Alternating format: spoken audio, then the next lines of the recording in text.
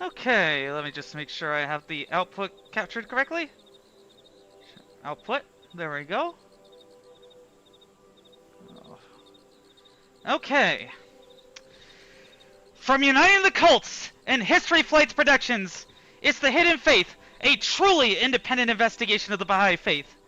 And also, hello and welcome to HistoryFlights, your monthly-ish tour through contemporary, historical, and fictional politics through video games.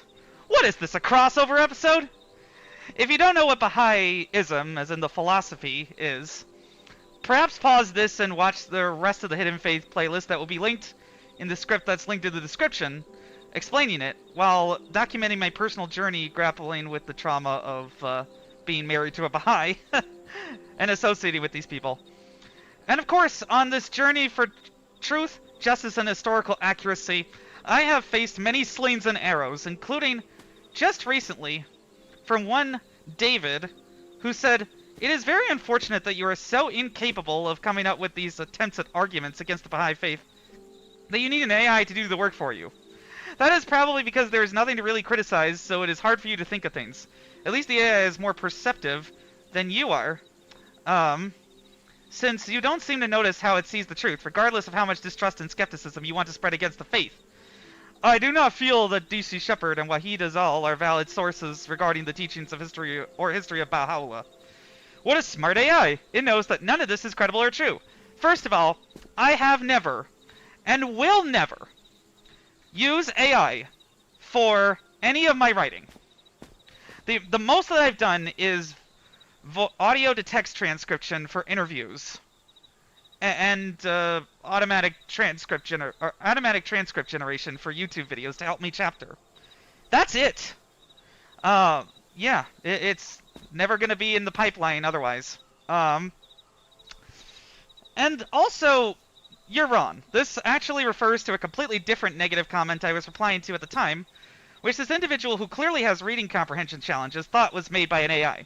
I don't know how Joshua Wesley, aka Bahaullah 19, a giant transphobe, by the way, feels about being called an AI, laughing my ass off. Even though his own ad hominem riddled arguments against me were dumber than any chatbots. And please do not harass any of these people. Okay? That's not what HistoryFlights Productions is about. Still, that exposes how much of a second-order moron this guy is for what he said, not for what he is, which is the important distinction in defining ad hominems that Joshua Wesley did not make when he said that I was lying by saying that I'm potentially a she-they. I'm transgender. I've been grappling with my gender identity for a long time. It's not some neat journey that you can put into boxes. I'll never take the art of walking into your work for granted. Oh, is this the picture? Huh. Well, I'll get to that in a second. Let's see. Pause menu for a hint. Okay. Oh, well, yeah, that's what I thought. I just didn't... Okay, there we go. Now I can walk into the picture. That's what Viewfinder's about. That's the game that I'm streaming today. I'll get to that in a second. But, so... I responded, I would love to waste time replying in response to David. Replying to your idiotic comment here, but I am about to expose your precious cult once again on its dirty dealings with Israel. So look forward to being turned into content. That's how you should respond to trolls, by the way, is just laugh them off if they don't have any valid arguments, and just make content out of it. It's free. They're giving you free writing. Like idiots. Anyway, he continued, you should focus on getting real mental health assistance for the divorce you are still struggling with, instead of believing you can somehow retroactively save the trauma of your divorce by critiquing a faith. Your marriage is forever gone, and no amount of criticizing this faith will heal your wounds. You're acting like that crazy guy who... Just gonna turn down the volume a little bit, because my headset is a little bassy when it comes to that. Discard.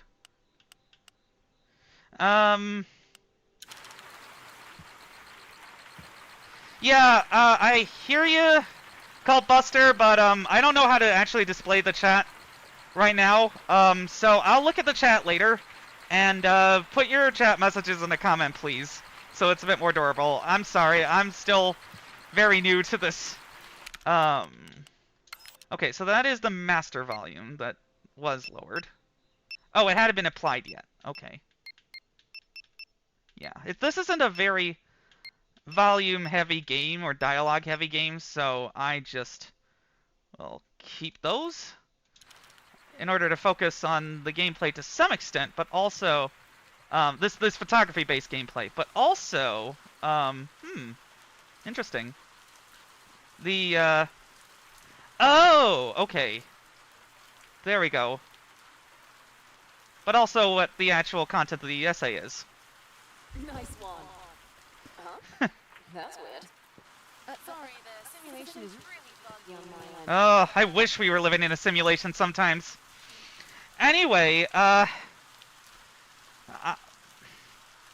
he said, you're acting like that crazy guy who attacked a Mormon church, which is ridiculous, because his ex was a Mormon.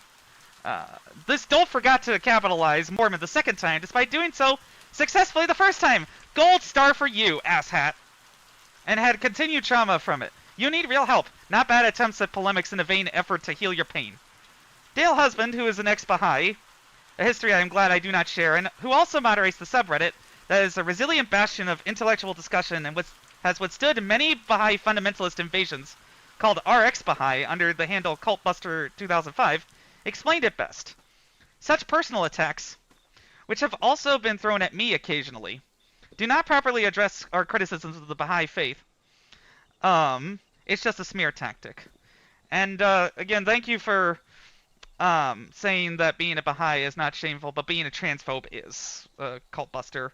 Anyway, look, I'm streaming the game Viewfinder from my Xbox Series S because, first of all, it's a calm game that won't interfere with the points I'm trying to make all that much.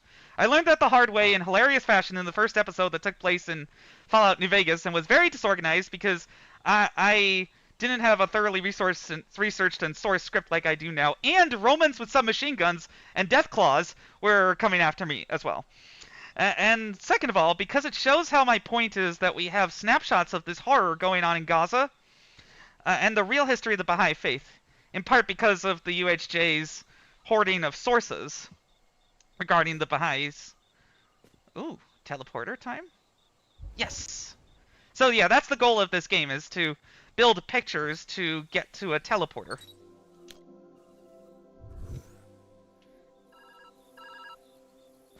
I'm just gonna take this call. Oh, thank God, you answered. It's me. I don't know how it happened, but somehow This is a simulation that people built to try and restore the resources of Earth. Now.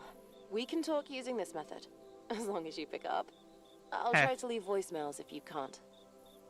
I've been monitoring your vitals in the system, so I'll keep you posted as you wander along. That seems slightly ominous. But anyway, so yeah, even though we don't know the whole picture, we can still build a bridge or new pathways to understanding by weighing the evidentiary value of what we do know, such as that the UHJ are a bunch of sycophantic, condescending, passive-aggressive old men elected for life in uncompetitive elections who have no real solutions for anything other than flowery bullshit. And I mean, I don't think so much about my past relationships because I have a current engagement with my wonderful baby bird from Eswatini. Or Eswatini. Yeah, a tiny nation in southern Africa on the border between South Africa and Mozambique. I'll have streams where I talk about that more in depth linked in the description. But I also thought I was done with the Baha'i faith that had dominated 11 years of my life by my ex-wife's passive aggression and by being so disappointing after I expected it to have all the answers. Hence why I warn people outside of its reality distortion field, as an atheist who never converted and never experienced the pressures of being a member directly, to stay as far away as possible. For good, after I helped expose Justin Baldoni's connection to them and elucidated why his behavior was related to typical Baha'i cultish passive-aggressive behavior back in March. Then I thought maybe I'd do something for Pride Month 2025 about their anti-LGBTQ stances, but finding out a bunch about the People Helping People life insurance multi-level marketing scheme intrigued me, and trust me, their time to be compared to Baha'is is coming, along with the religion of light, a bunch of creepy Zoroastrian rip-off fanboys who have stalked people. However, both scripts got shelved for a while after my job at Consumer Financial Protection Bureau was illegally terminated, in favor of months of research on how dictatorships rise and fall in this dangerous moment of American fascism across two streams in Bioshock and Bioshock 2 on earlier episodes of History Flights called the Delta Papers, and another one about the... Oh! Oops. Did not realize there was no floor there. But I'm glad you could rewind. Unlike in real life. So the other one that I made recently was about the fascist occupation of DC that went on for 5 hours and destroyed my voice. I'm concluding that series in December, with Bioshock Infinite. I highly recommend them, not just because I'm biased and thereby me, but because cultic religions and political cults of personality are rarely all that different, and they have patterns of rise and fall that are very similar. Still, the rabbit hole nature of this religion is such that even after 15 years of studying its cult-like control mechanisms, there's always something new and fucked up to find out about it. So I'll finish out this introductory section by quoting Batman, my favorite superhero from Batman Arkham City, which is one of my favorite art games of all time. I care, Joker. Oh no, wait, I gotta do my Batman impression. I care, Joker. I care about Gotham. I care about justice. And if it has to end, at least I go out like this. Being Batman! Okay, well, clearly my throat's a little scratchy, so I'm gonna drink some water. I don't know, man. Stuff is just going around. There's an interesting plot point from one comic as well, where Wonder Woman asks Batman for his true identity while he's tied up by the lasso of truth. And he says, Batman. Oh, I think I see what the point of this is. I have to get rid of the fence. Aha!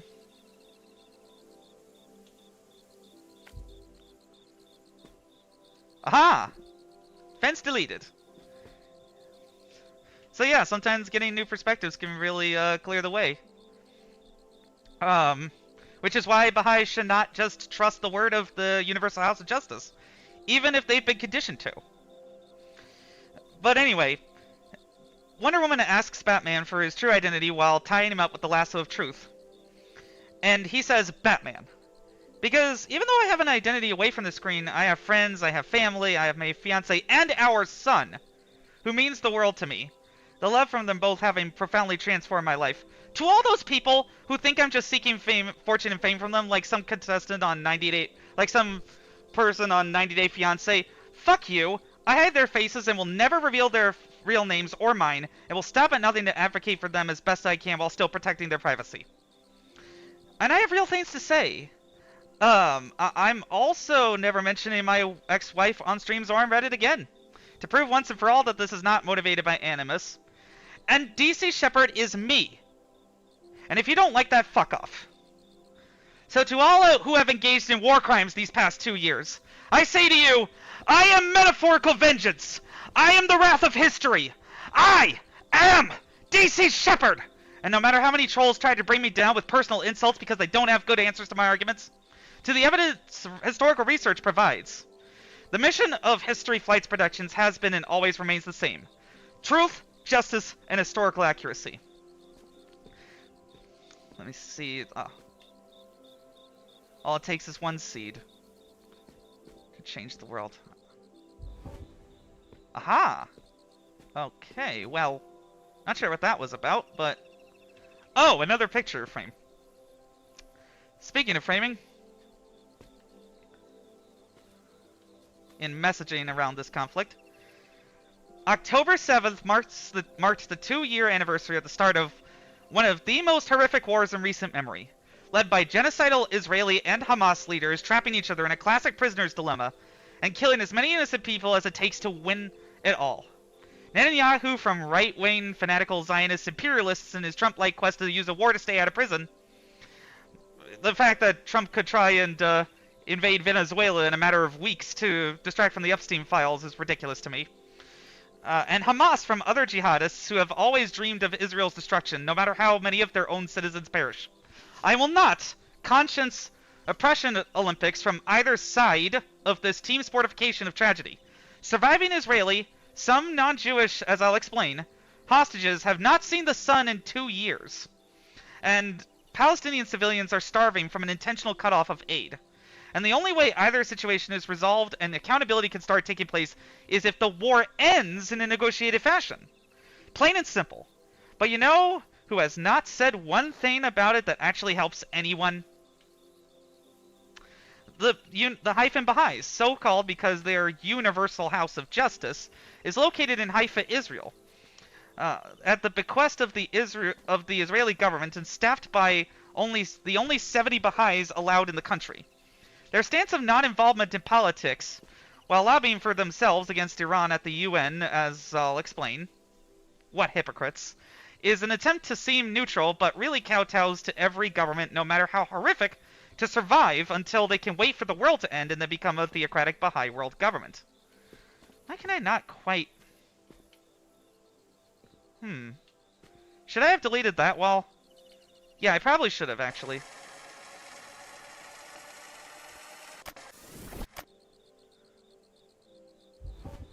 Okay, so there actually is no choice in how the frame works. Got it. Was there like a photocopier that I needed to use? All your work has led to this moment. We're going to change the world. I hope that you who are joining me feel the same. We're going to change the world by saying what's true and what's right and standing up for innocent people. These are interesting experiments, and I like that they're reliant on creativity. There's a lot of creativity in nature. Unexplainable things that uproot themselves. Interesting perspective here on the nature of creativity. See how this experiment might blossom. Yeah, that's what I'm hoping with the hidden faith as well. Anyway, so yeah, they just want the world to end and then become a theocratic Baha'i world government. This will allow them to institute, supposedly with democratic consent, their Soviet-style council elections. Since they ban campaigning, how are people supposed to pick the right person? This leads to overmuch incumbency. And presumably at a governmental level, that means anyone, even non-Baha'is, would also have political freedom restricted if they were following Baha'i laws. In every nation. They'd also get to have their fake gender equality in the form of preventing women from the leadership of said potential world government, since they don't allow them on the UHJ currently, and the reason will become as clear as the midday sun. Their insidious virtues classes in every classroom, their ban on gay marriage, their bizarre dowry and 90-day engagement laws that are not implemented outside the Middle East for now to gaslight naive Westerners, and their archaic punishments for crimes such as branding and exile for thievery. Some of that is practical since Baha'is have been persecuted by governments in the past, but you would think a religion trying to help world peace, who is already at the UN, would be heavily involved in some kind of negotiations between Israel and Hamas, but nah. Maybe they would care if one of the hostages were Baha'i, more about what causes they actually give a shit about later. However, the really disturbing conspiracy at the heart of the UHG's Kafkaesque perversion of everything good about Baha'ism, like racial and gender equality, is that in order to get there, it again just wants to bury its head in the sand and wait for all its enemies to die off, without its adherents having to do anything but pointless committee meetings and gardening for tourists. To try to summarize some deep lore as best I can, Baha'is, again, claim to be apolitical and a religion of peace and tolerance and unity, but that's only been possible because of tight dystopian information control among a small, aging, and hard-to-count pool of people. This has led to corruption, covering up sexual abuse, and hypocrisy. Their non-involvement in politics really becomes obsequiousness and quietism towards anything considered remotely political, even if it's a serious human rights violation, especially by their home country of Israel. And not a lot of people know much about their role in the conflict and lack of care to actually do anything substantial about it. Like, it's really fucking creepy how they not just encourage people to stay out of politics and then functionally leave them alone, but actively pressure members not to, such as during the Iraq War, and spy on people on the internet when their last big growth period stemmed from joining in common cause with the civil rights movement. This is really when the religion began to decline into bureaucratic stultification after the death of its guardian in 1957, who had dragged it in a more authoritarian direction for his entire reign after expelling his entire family in 1921 and not having an heir with his wife while condemning homosexuality, which is now a frozen position. Suspicious. Meanwhile, the theocratic Universal House of Justice, that also censors writings by Baha'is, which is why there's so little information on it, while spending millions in donations on financing fancy temples, only speaks up on Iran because it's a convenient sympathy play at the UN. This is their only advocacy or charitable work of any significance, while punishing members who dissimulate to legally exit Iran, meaning declare for not their faith. This forces people to either illegally cross into Baluchistan, which faces terrorism from separatists in the area as well as ISIS, or the Islamic State, or wait in the country if they don't want to face social stigma, the latter action making them convenient pawns who have their persecution used as a political prop. Or how they aided and abetted the Nakba during British colonialism beforehand by selling land out from under Palestinian tenant farmers, and retained their pretty gardens in Haifa by tacit agreement with Israel buying their silence. That shows they cannot possibly be as neutral as they claim on this issue in particular. I don't hate all Baha'is, of course. I highly recommend LGBTQ Baha'i Experience, again, the Ex-Bahai subreddit, which contains a lot of people who left this hypocritical, incurious, condescending, passive-aggressive, love-bombing, top-down power cult, but also non-Baha'is like me, and highly persecuted by the UHJ minority Baha'is. This included suing to trademark a religion. I wish I was kidding. There are 13 total sects. This is a fact that has been covered up, including on Wikipedia, by people like Kunado, for a brave new world like numbing through toxic positivity into a false unity by the UHJ, which cannot be questioned under penalty of suspension of administrative rights, meaning they can't vote, can't get married, and can't join community meetings. I do my best to be respectful to religious people, but institutions do not have feelings, nor do leaders. And the Baha'is have gotten away with too much for too long for people not to be made aware of this. Regardless of your views on Israel as well, an ostensibly non-political religion being far too cozy with any government is a violation of rational separation of church and state, which they dismissed as some kind of outdated Western notion, when the principles of the Enlightenment cannot be overthrown entirely, as they are the foundation of the very liberty that allows Baha'is to spew their nonsense and not get executed like in Iran.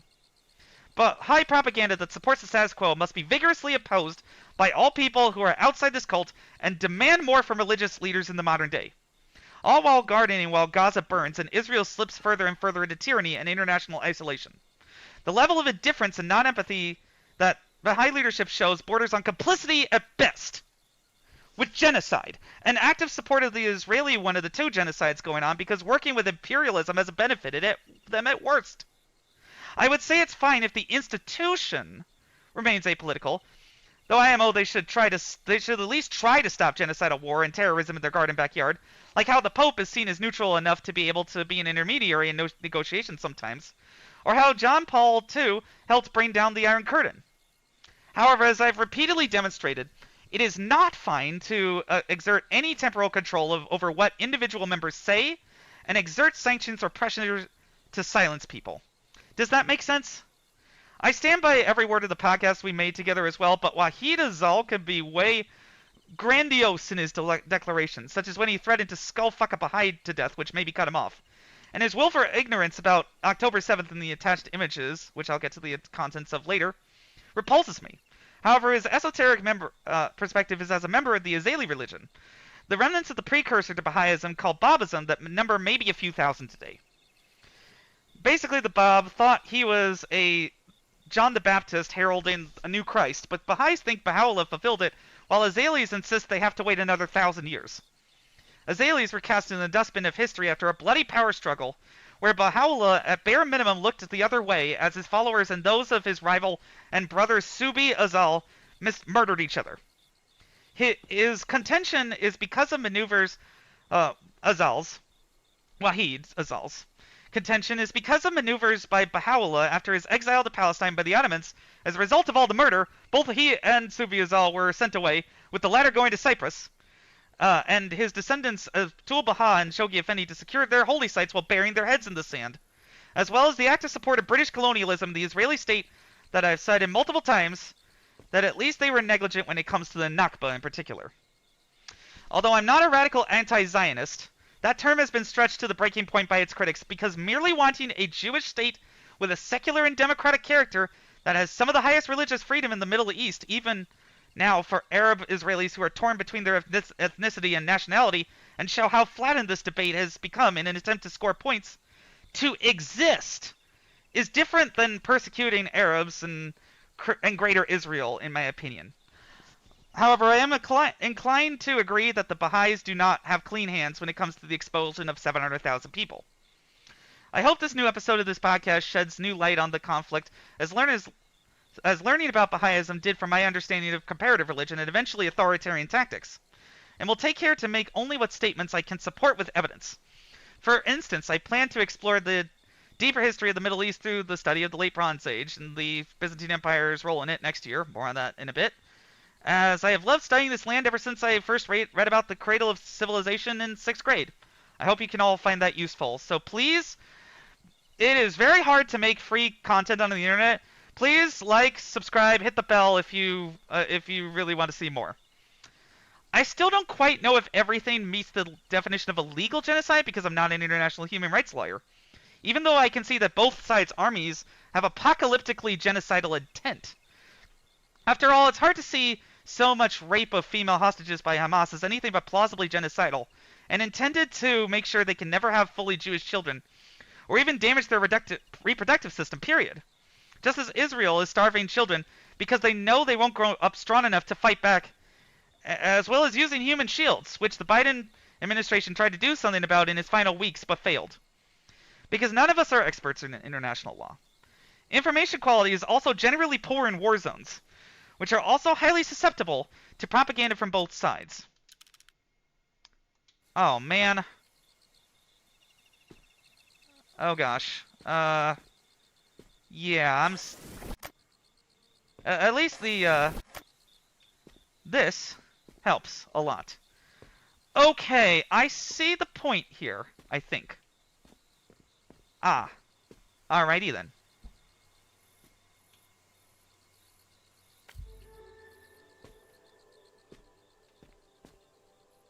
Wait, well,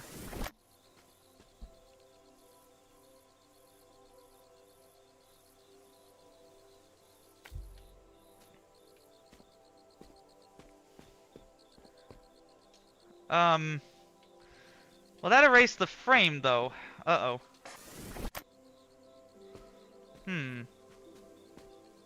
Okay, so can't have this in frame. The wooden boards there. Got it. Okay. This game is so clever. I love it so much. Nice. Alright. Well, anyway. War zones are also highly susceptible to propaganda from both sides of the conflict. So we need to end the fighting and then figure out what the fuck happened and who needs to be punished. For instance, there were plausible genocidal acts carried out in Ukraine, but investigators only managed to prove anything once they excavated the mass graves in Bucha, which is in northern Ukraine, after the Russian withdrawal in, I believe it was March or April of 2022. Meanwhile, both the Rapid Support Forces, which grew out of the Janjaweed militia that did the Darfur genocide of 2005, and the Sudanese armed forces in the Sudanese civil war are monsters, and that's demonstrated by not just the mass death. Otherwise, the Allies in World War II would have been genocidal just for firebombing, or atomic bombing Japan. Now, these were horrific, and you could criticize the Allies for that, but they didn't have an intent to kill all Germans, or even the majority of them. They were military goals. And so intent can be very hard to prove. You could criticize that definition as being explicitly crafted by the winners of World War II to insulate themselves from accountability. And that's fair, I suppose, but this is the system we have now. And we have to work with the definition that we have. Anyway, earlier in the war I would have also said that Israel should get defensive aid, such as Iron Dome, since I was keeping an eye on the threat the larger Iranian-backed axis of resistance posed to the entire region. Unfortunately, even voting for just charges for that costs $500,000 per launch. And then some type of artillery might get past that and kill innocent people. So some offensive artillery shells, like what had to be used to defend against Iran's massive missile barrage in 2024, get slipped in and then shuffled to offensive capabilities. But even if half of the $14 billion in aid that was sent in 2023 had gone to Palestinians with a multinational task force, that would have made this conflict far less destructive of innocent life. However, outrage about Palestine is and always has been a useful political tool for shoring up support for despotic Arab governments among otherwise restive populations, since Egypt and Jordan had control of the West Bank and chose to keep control of them, partially as buffer zones against Israel and partially because PLO terrorists attacked them. The Energizer cycle of violence, it just keeps going and going and going. But in any event, with Hezbollah practically obliterated by a simple hack of their pagers by Mossad. Oh god, seriously? You're gonna do this bullshit game where there's like a corner and that's why I can't do it? Oh my god. Whatever, dude.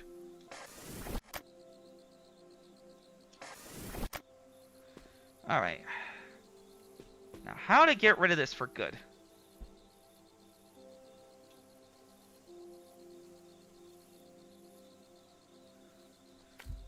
Okay, here we are. Anyway. The Houthis are also no longer a threat to the world economy, and Iran is thoroughly on the back foot and killing its own citizens again, far from the eye of the world. So there is no more necessity for offensive aid from the United States to Israel.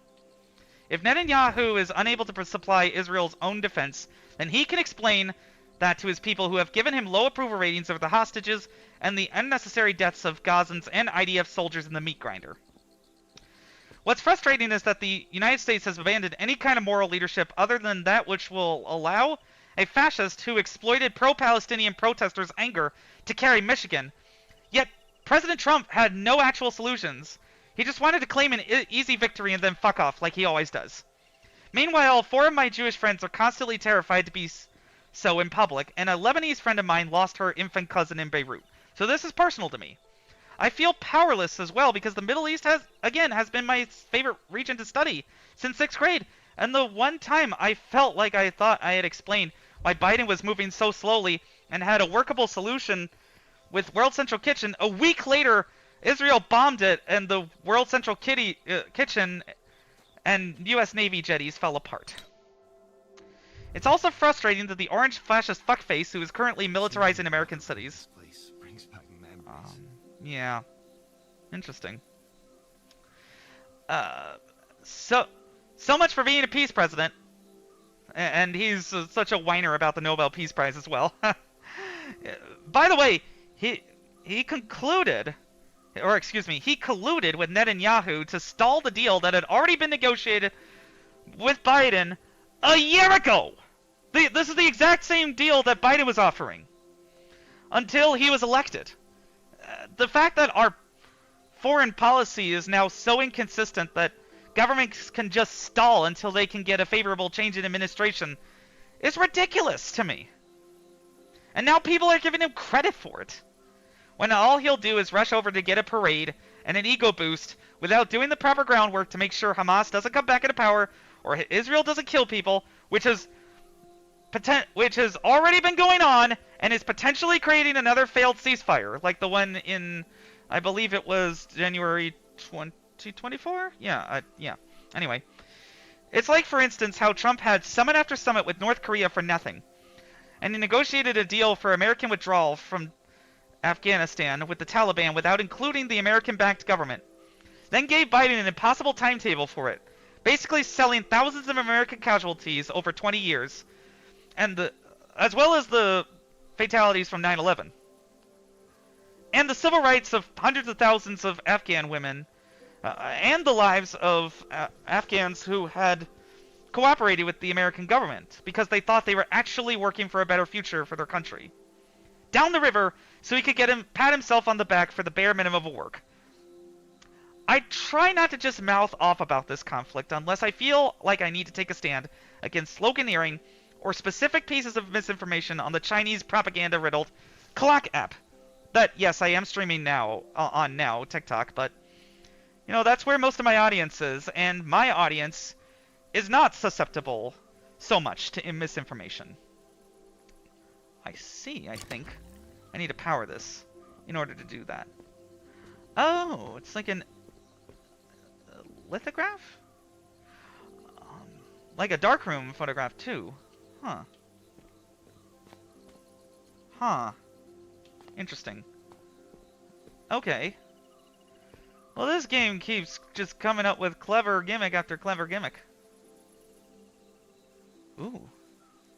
I wish I could go into the painting, because sometimes they do have that.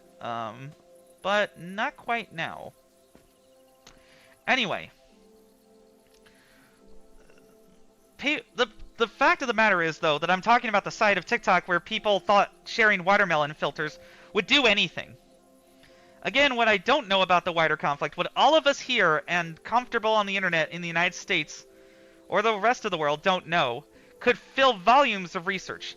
So I'm trying to focus on two things specifically to give people more accurate information where I can about the conflict, rather than acting like a know-it-all without actually researching and comparing critical perspectives to their own, like many Baha'is I've encountered. First, in this stream, how useless the Baha'i Faith cult has been in this conflict because of their reflexive obedience to governments and their special arrangement with Israel to keep their gardens in Haifa. Second, how the Middle East changed demographically and politically through the centuries of interactions between the Byzantine Empire and Muslim states, such as the Arab conquests of the 7th century. The Battle of Mans occurred in 1071, and the resulting crusades as part of a larger...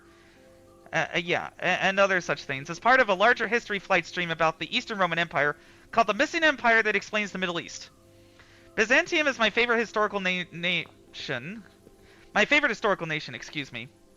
For a number of reasons, as you shall see, sometime next year.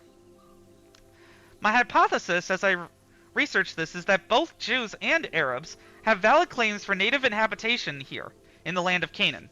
But that again, the post-Islamic conflict narrative, manipulated by powers from the Crusaders to the Ottomans to the Cold War, has warped all that. And Gaza City has always been a battleground, from Alexander the Great's general Ptolemy's greatest victory, the Battle of Gaza in 312 BC, BC, against his rival Seleucus in the wars that happened after Alexander died young in 323. Without a succession plan, to Napoleon's doomed invasion of Syria after his successful conquest of Egypt in 1798. I hope that I can connect with other small creators here into a network of new, possibly underground media solidarity to renew the role of the press as corporate media buckles under fascism, unearthing real history as official history is warped. This is the issue that gave me the most anxiety in the 2024 election. Other than the prospect of being made a political prisoner in 2025 as a trans person, or being illegally terminated from CFPB and being unable to provide for my fiancé and son in Eswatini,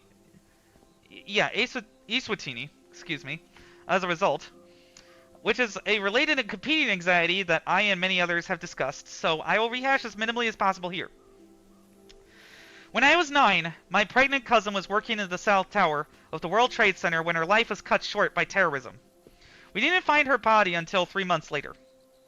Meanwhile, my 4 Jewish friends are currently afraid to answer... Aha. Pull the lever, crunk! Hopefully it's the right lever and not the run lever! Sorry, just had to lighten that with a bit of Emperor's New Groove. Okay, hopefully that unlocks it. No? Did it work? Not quite. Oh, there's one more. Up there? Oh, behind the wall. Interesting. So, yeah. Again, my 4 Jewish friends are currently afraid to wear any overtly Jewish accessories, and my Lebanese friend lost her infant cousin when the Israeli dumbass force bombed Beirut. I cannot even imagine the pain of the families of the hostages, or the idea of not finding my family member in the rubble of Gaza after all the bombing. Remember, tragedy and mourning are not a contest. I'm starting to really understand, though, the perspective of Harlanellison, who said in response to an interview he was pushed into for the Jerusalem Post, "Oh, RGB, I get it.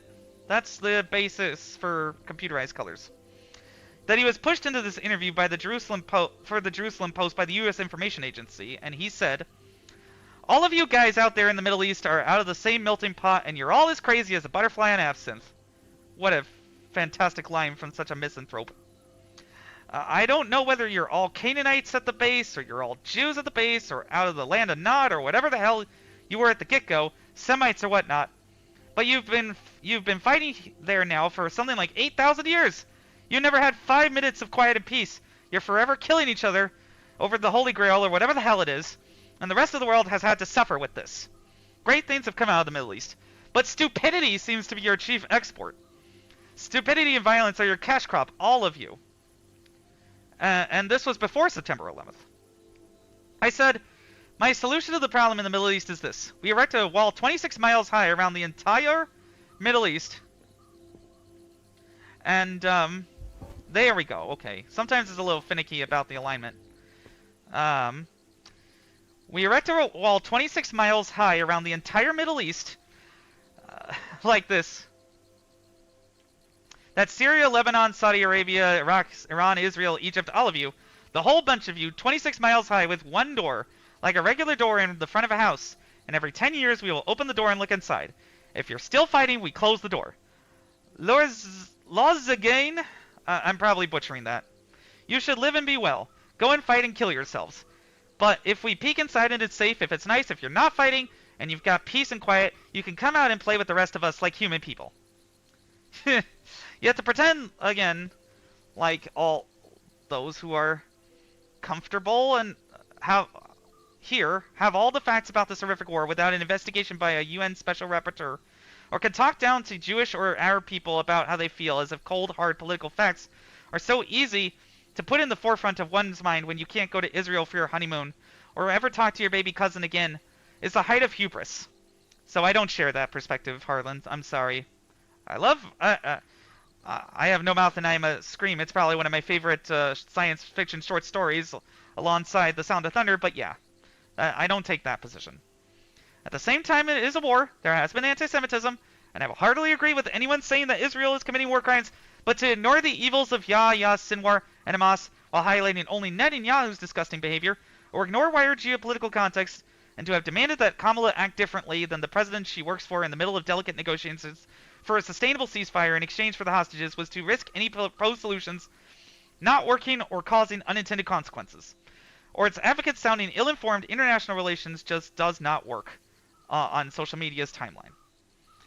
I absolutely support a two-state solution, because that's been the obvious solution since 1947. And again, want to limit weapons to Israel. But in practice, again, Iran, Hamas, Hezbollah, and the Houthis were also sending thousands of missiles a day against Israeli civilians. And if that resulted in mass casualties, Biden would have looked weak, and then we'd have gotten Project 2025 anyway.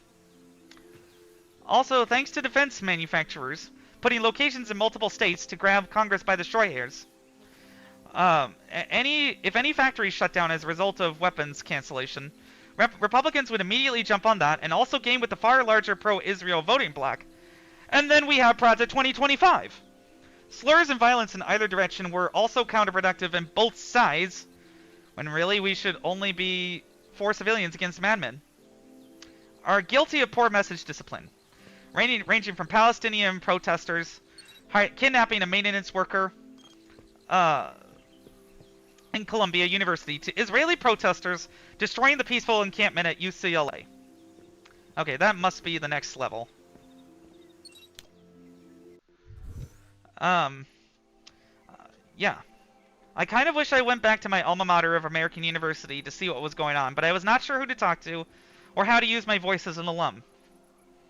Therefore, my approach has been to carefully observe what's been going on while preserving my mental health, and research all perspectives on this issue with all my knowledge and passion for history. So even if there was any other Republican candidate than a deranged wannabe king and felon with no risk of Project 2025, and we still had Kamala running, due to electoralism concerns, I just couldn't vote for the candidate I would personally prefer in that case. But for the person who I thought would A, be able to win, again, electoralism, do you speak it? And B, do the best job out of all the candidates to keep America a free country where economic opportunity is easier to reach for a mixed-race family of 3 like mine. And to keep the planet livable for the boy I want to be my son and his children someday.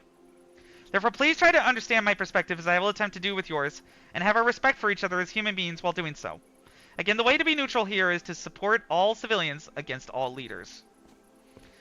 I got being impatient to resolve this destructive and tragic conflict, but I was alarmed at the lacking understanding of world power dynamics. Even some of the biggest progressive influencers came under sway, such as Pod Save the World, taking the word of Houthi terrorists backed by Iran who are motivated to disrupt the West by targeting shipping in the Bab el-Mandeb, which is the southwestern portion of Yemen, just across from Djibouti. Oh, interesting. Oh, okay, so this is the only perspective that I can take here, it seems?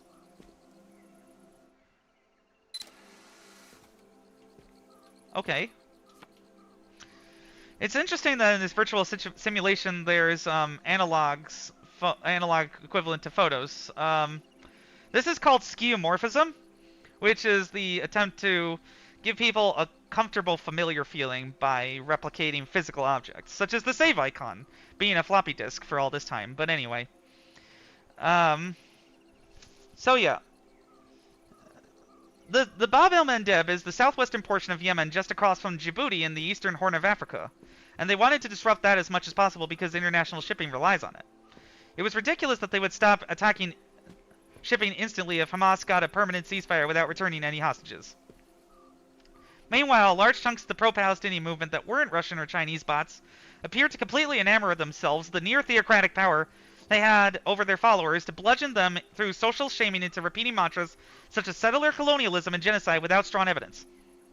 Again, I'm thinking Israel did a plausible genocide, mainly through humanitarian aid neglect, human shields, and individual acts by soldiers, but Hamas's October 7th actions, use of human shields, though again Israel did so as well, and targeting of Israeli civilians with rockets makes them genocidal too, even if the scale is smaller. Genocidal morons lead both your houses. They decided to put on dumb watermelon filters as symbols of the fanciful belief that they would raise money, again without evidence. To get any actual factual information about this out there into the world of clickbait headlines, with the careful and extensive research that requires, the emotional exhaustion from reading about this war, and the risk of being harassed, was tough compared to how much disinformation can flood the zone. I'm just one person who's a huge history nerd. I don't have all the answers. As for the Baha'is, I will never stop hammering for them for their bullshit, even if I have to spend the rest of my life on this podcast. They must be regarded with suspicion until they prove they are not brainwashed, and the UHJ must not be allowed to spread their hypocrisy and ever grow again, and we do that by showing information they've tried to cover up forever. Meanwhile, to paraphrase some famous quotes about the tradition that only us chimpanzees and ants engage in, organized war does not determine who is right, only who is left. And war is where old men send young men to die when they will not live to see the consequences. War is at its most efficient, is genocide. Which is why we have laws of war at all, which are being discarded senselessly as the United Nations crumbles. And for every hostage taken, for not all of those Israelis kidnapped were Jewish, some were Arab Israelis and Druze, even a Thai person, and some Americans. For every home bombed in Gaza, or Beirut, like the attack that killed my Lebanese friend's infant cousin. I also need to go back for a second. Basically, Hamas just wanted to kidnap as many civilians as possible because they all assumed they were all Jews. That's why it's genocidal. They wanted to kill as many Jews as they could on October 7th, and rape as many Jews as they could, and bash as many infant Jews' skulls as possible, not actually caring whether they were Jewish or not, though that wouldn't have made a difference anyway. Because it's still terrorism! Civilians are not valid targets, okay? Fucking hell. Anyway, for every family left behind, whether Israeli or Palestinian, their suffering becomes fuel for further sectarian hatred and resultant violence perpetuated by American-backed imperialism in Israel and Iranian delusions of regional supremacy by using Palestinians as political props in pointless chess games. Generational change is needed in both Israeli and Palestinian leaderships, and the only side I support or have ever supported is both groups of civilians throwing off the idea that genocide or terrorism are the only courses of action, and finally coming to the objective two-state solution that will allow everyone to live in peace. Now, I'll let this Concerned Bahai's letter to the UHJ speak for itself on how much Baha'is care about the war. Letter to the Universal House of Justice from Philip Tassing to the Secretariat. Date August 16th, 2014. Or August 6th, 2014. Principles.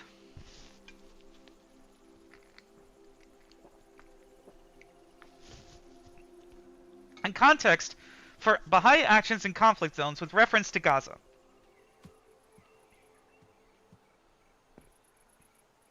Move to phase 2 planter with the others. Interesting. So they're trying to restore plants. That's very interesting. Okay. Well, anyway. Dear friends serving in the Universal House of Justice. I take part in an online forum of mostly Baha'is involved in historical research. Recently, we have been discussing events in Gaza.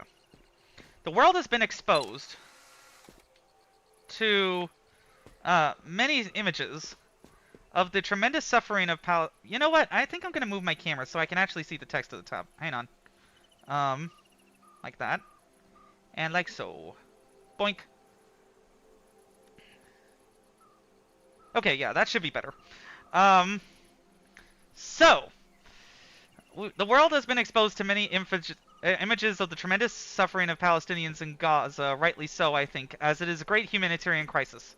For Baha'is, this crisis has special meaning, second only to the meaning associated with the oppression of Baha'is in the land of the birth of the faith. This crisis unfolds in the land which is the home of the holiest shrine in the world, the tomb of Baha'u'llah. Hence why the Baha'is believe that they fulfilled prophecy, because he happened to be buried in that one piece of land the size of New Jersey.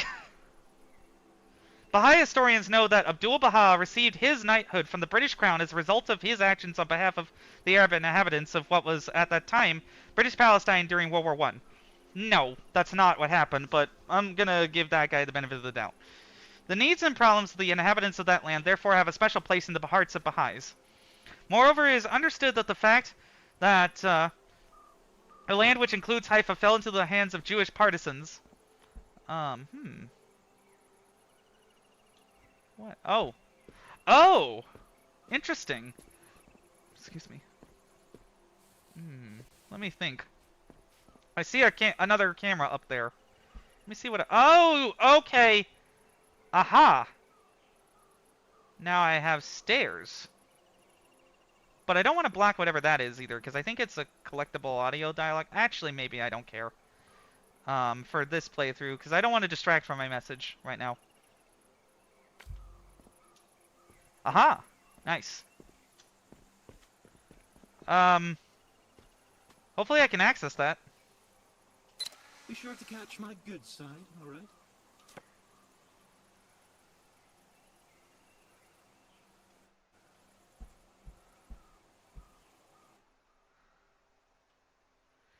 Yeah, I can't move it around at all, so I think this is the view that you're supposed to capture. This is getting really tricky. But if I get completely stuck, then I still have this peaceful environment to talk about such horrible things. I think that helps me when dealing with such emotionally heavy topics as this, like with Power Wash Simulator for the election. Though I was celebrating for the November 2025 elections, I think that will be helpful. I believe their name is Melanie. Interesting. Some of Mariah's more playful work. I see. Anyway. Yeah. So, moreover, it is understood that the fact that the land which includes Haifa fell into the hands of Jewish partisans in 1947, amid much battle, which is now the seat of the Universal House of Justice, has been beneficial to the status and stability of the world center ever since. This, if anything, gives Baha'is that much more incentive to address the sorrows of any impressed citizens or former residents of that area. Many Baha'is around the world are asked, by friends and colleagues as well as those with less friendly intentions. Wow. Why Baha'is do not condemn the fighting in Gaza. Frequently we respond by saying that Baha'is do not become involved in partisan political or military affairs. The next question that comes up is why we do not then become involved, is why do we then not become involved at least on a humanitarian level? This is hard to answer given our principles of humanitarian action. Could you please suggest some principles by which we could be guided in this situation? Given that the fighting has resolved little, and this was 10 years ago! 11 years ago. We can unfortunately expect it to recur in a short time. What do we say? Also, the questions above are somewhat separate from a general discourse on the involvement of Baha'is in humanitarian actions other than those which support the oppressed Baha'is of Iran. But there is a relationship. If you could cite principles of how to act in the case of humanitarian problems other than those affecting Baha'is solely, that would be wonderful. Lastly, one question which has come up is that sometimes individual Baha'is step forward to act in situations of humanitarian disaster, but rarely institutions of the faith, even in cases when the issue under discussion is the oppression of many groups in Iran, in addition to Baha'is. What can we respond to organizers of conferences about Iranian actions against its own people? Would it be acceptable for assemblies to agree to help support such activities if they deem that they have sufficient resources and the need is sufficiently great, or may only individuals join in? Could you help us understand the principles involved in this guidance? Sincerely, Philip Tussing. Next is the response from the Universal House of Justice dated January 13th, 2015. To Mr. Phil... So, they took 4 months to reply for some reason? To Mr. Philip Tussing. Dear Baha'i friend, the Universal House of Justice has received your email of 7 August 2014, in which you seek guidance regarding the response of Baha'is to conflicts, such as that in the Middle East, and the humanitarian concerns they cause, and has asked that we convey the following. The heart of a Baha'i cannot be but distressed when contemplating the desperate state of global affairs. The friends must remember, however, that the conflicts, injustices, and suffering they are observing are symptoms of the disintegration of the old world order. Ultimately, political affairs must be reordered and the lesser peace established, which they said they would do in 2000. For humanity is a single entity, and the best interests of any part are inextricably bound up with the best interests of the whole. Blah, blah, blah. Yet, so long as particular nations, peoples, and political factions pursue their own interests, whether by political, economic, or military means, and often at the expense of others, the great challenges facing humanity will remain insoluble. While each side portrays its position in terms of what is just and right, using whatever means available to gain public favor, especially the media and global forums, Baha'is must be careful not to be drawn into such arguments, for they are the well-wishers of all people and nations. Let them refrain from associating themselves, whether by word or by deed, with the political pursuits of their respective nations, with the policies of their governments, and the schemes and programs of parties and factions. Shoghi Effendi stated, in such controversies they should assign no blame, take no side, further no design, and identify themselves with no system prejudicial to the best interests of that worldwide fellowship, which it is their aim to guard and foster. Big, fat shrug right there. Well, the world's collapsing like we said we said it would, but don't speak out about that until the lesser peace we said would happen by 2000. And lied about it. In regards to the political events occurring in the Holy Land, the attitude of the Baha'i community is succinctly stated by Shoghi Effendi in a letter dated 14 July 1947 to the chairman of the United Nations Special Committee on Palestine, which may be found on pages 287 to 288 of Amatul Baha Ruhi Khanum, his wife, who again never had any children with him. Suspicious how he's such a self-loathing homophobe, probably. London Baha'i Publishing Trust, 1969, 2000 printing, online. I'll link it in the description. You ask why, in connection with certain political conflicts, Baha'is do not at least become involved at a humanitarian level. Generally speaking, Baha'i involvement in humanitarian assistance is provided by the communities where believers reside. And as you are no doubt aware, there is no community of believers in Israel, only volunteers serving for temporary periods at the Baha'i World Center. You want to answer why that is exactly? Because I have the answer. Because you sold out to Israel. To the extent possible, the World Center supports activities in the Holy Land and related to promoting the spirit of mutual respect and cooperation among the country's religious communities. The contribution in Haifa to building good relations among the city's religions and ethnic groups goes back to the time of Abdul Baha and is well known. It is interesting to note that Haifa is regarded as the city that has the most harmonious relations among the diverse citizenry of the land. Notably, they do not provide any concrete evidence whatsoever for what meanings they hold exactly, and what kind of actual mediation they do or have done to ease tensions between Israelis and Palestinians in particular. Let me get a hint here. I don't want to be stuck forever. Yeah, okay, yes. I already did that. So, what do I do from there? Oh! Oh, okay. Swapatimo. Oh, okay. I get it now. I get it now. I see. That's the teleporter. Cool.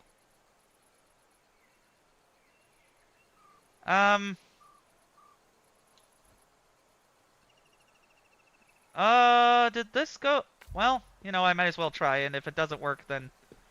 Oh well, I guess.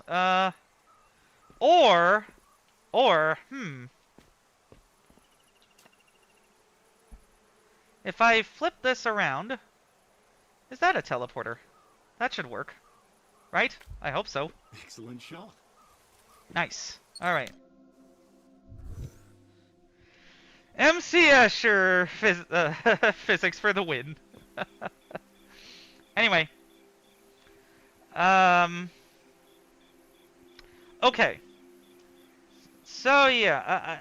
I'm sure that they do exist, but these have done little if nothing to actually help. And Baha'is don't seem eager to show their other work either.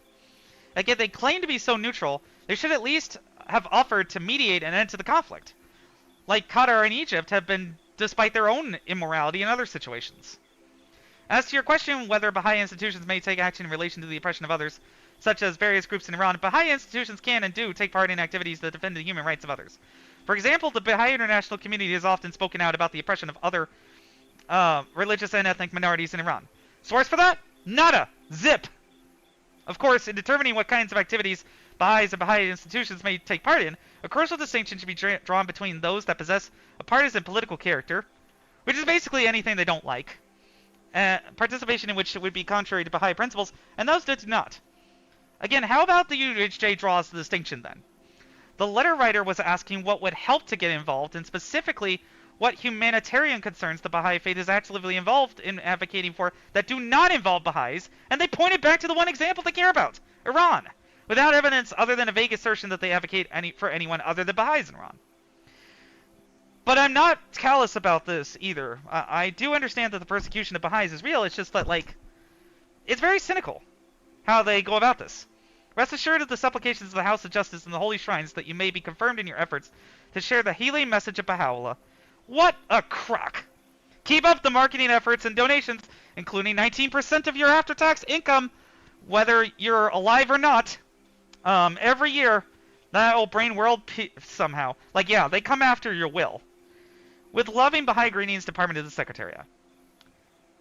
Again, Baha'is have done a good job until now hiding any critical information about themselves. For their oppression in Iran. Again, yes, that is real and horrendous, but here's the problem. The Universal House of Justice is not innocent in this, their pet cause either. As I alluded to earlier, in order to exit Iran at official checkpoints such as airports, you have to mark yourself as Christian, Jewish, Muslim, or Zoroastrian. If you refuse, you will be detained. So many Baha'is fleeing for their lives have marked themselves as Muslim to survive, which is a simulation, meaning rejection of your faith in order to survive, when officially pressured, which some Christians did back in the Roman Empire, for instance. And then punished by the removal of administrative rights, meaning you're a second-class believer who, again, can't vote in elections, join a 19-day feast when community business is discussed, which I was never allowed to do that either. I've heard they're very dry. Get married, and are shunned in all but name until you repent for having done what was necessary to survive. In fact, they look down their noses at such people, and I quote, "Those who have recanted their faith in order to come out of Iran should not receive the impression that after the passage of a year, simply by writing a letter of regret, they would be automatically admitted to the Baha'i community. Each case has to be studied separately. The result of this study must be conveyed to the House of Justice, which will reach a decision on the case in question only after consultation with the friends in Iran." Wow. One of the reasons why the House of Justice is so particular about these cases is that it does not wish for any person Oh, okay, here we go. Another camera.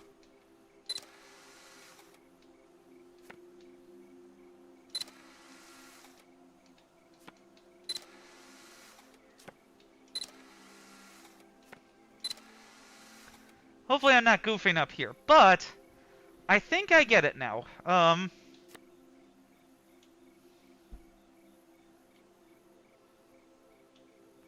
Rotate terrific. Boom. Aha! I love this game so much. Anyway. So, they don't want to be on... Is that it does not wish... one of the reasons why the House of Justice is so particular about these cases is that it does not wish any person to be under the false impression that anyone can use the faith for his own personal convenience whenever it suits his self-interest. How fucking callous!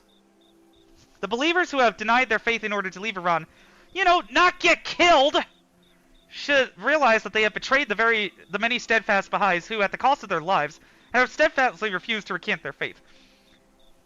It's stupid to die for your faith. I'm sorry. Like, I mean, I guess if your God is real, then yeah, maybe it's a good investment, but, like, live first and deal and pray about it later, is my thinking. But I haven't been religious for a decade and a half, so...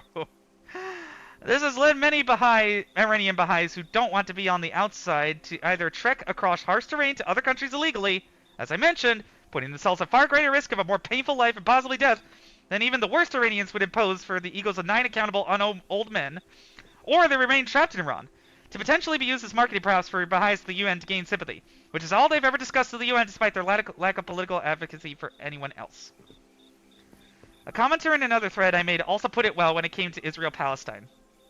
Let me see here. Is there something that I need to get rid of on... Oh, this side? Huh. No.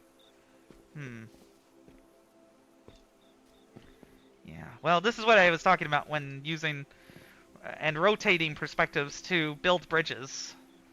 To try and complete the picture. Oh, is there something up there? That seems like it is the case. Well, I'll think about it later. The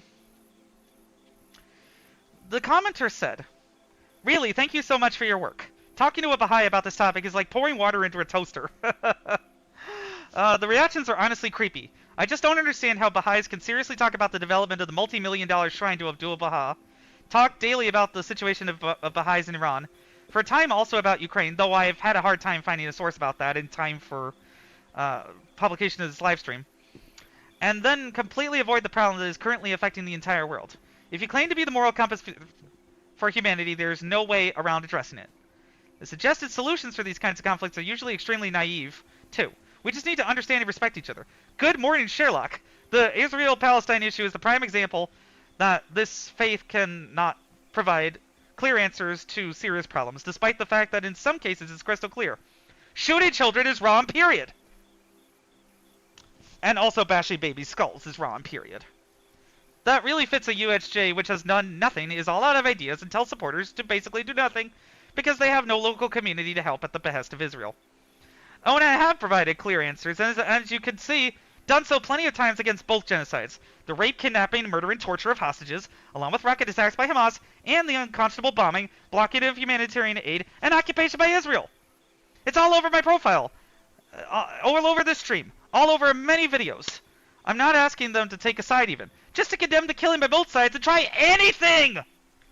Again, I do not hate Baha'is as people, and will ignore any ad hominem slapped at me by defensive cultists seeking to defend their brainwashing. Generally, though, they were faux nice to me in an insincere and off-putting way, aka love bombing, because their goal is to get converts. And they generally, in my experience, do not invest... Oh. Okay. Huh.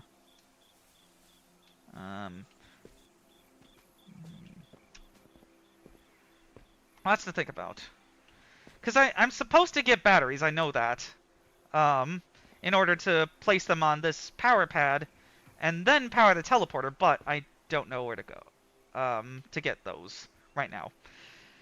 They Baha'is, anyway, in my general experience, do not invest much effort in non-Baha'is who are not interested in the power cult they are unfortunately lured into. I have been dealing with this religion by association for 11 years, 6 of them married to a Baha'i, after I was pressured to say a vow to a God I don't believe in. And as I've said, sorry I keep repeating myself, but I want to make sure people clearly understand me due to my autism.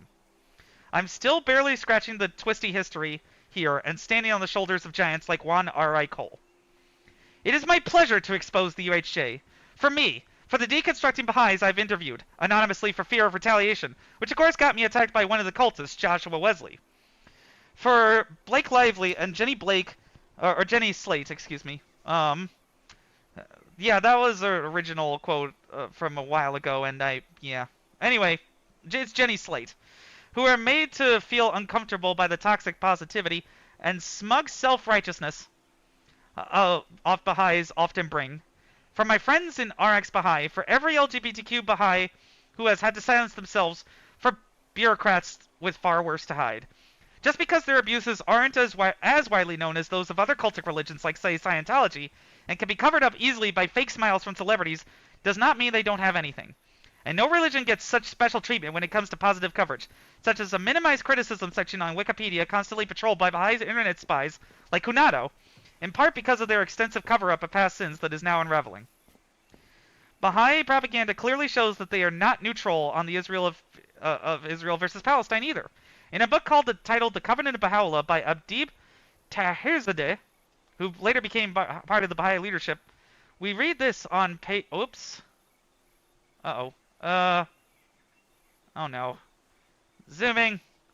Hang on, technical glitch.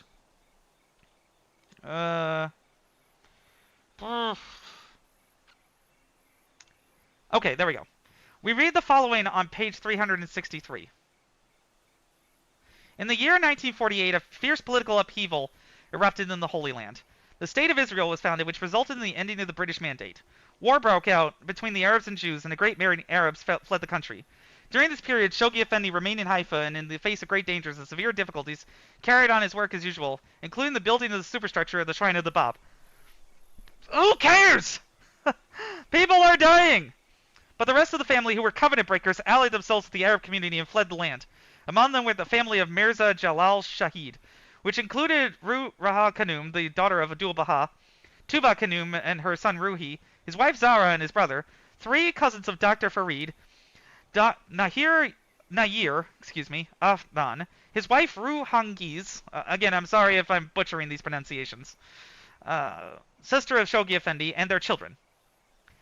Others who fled to the Lebanon, which is an archaic name for, like, referring to the Lebanon, were Badiullah, next in command to the Archbreaker of the Covenant, wow, and his relatives, together with those Baha'is who were disloyal to Shoghi Effendi. As time went on, these people, who were already cut off from the Holy Family by virtue of their association with the enemies of the faith, integrated themselves into the Islamic society. Such obvious bias should concern anyone investigating the faith. There is also likely no reaching people. Usually autistic people are superior to neurotypicals when it comes to resisting groupthink, but sadly we are not immune, who entrench themselves in binary thinking and sloganeering. Especially when a slogan many people back, from the river to the sea, Palestine will be free, has a fraught and controversial set of meanings at best. It's also a problem when settler colonialism in a historiographical context, which has broad importance, is often used as a totalizing cudgel to flatten our understanding of colonization when it is facilely embraced. Among other terms used casually in a bingo board by one post in an attempt to make their logic unfalsifiable by dismissing any... Oh, interesting. Uh-oh. That...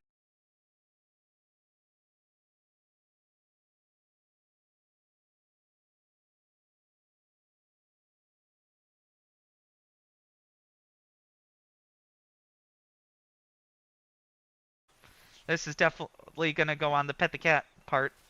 But where's this battery? I do not know.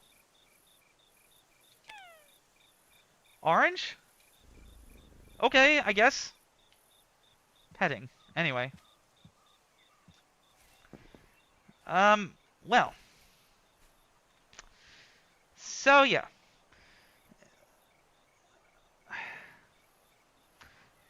So yeah. Okay, I get it now. By the basically people use these terms as thought-terminating cliches to dismiss any reasonable critiques of their position. Diplomacy taking time being flattened in such a way by being lumped under Westphalian sovereignty in the bingo board is out of hand. Once everything is turned so black and white, it also means that it is unlikely that appeals to the shared human suffering of innocent Israeli and Palestinian people in this senseless conflict will work against the person making that argument if it's the occupiers who are dying, the ones you mentioned also dying. These include thousands of people threatened by missiles fired by Hamas daily from civilian structures and hostages who remain trapped in the tunnels that Hamas has stockpiled with stolen humanitarian supplies, because they're slow rolling the release of hostages and their bodies. And Netanyahu's horrifyingly indiscriminate air bombardment, including of aid workers like World Central Kitchen, mostly haven't been touched. Yeah.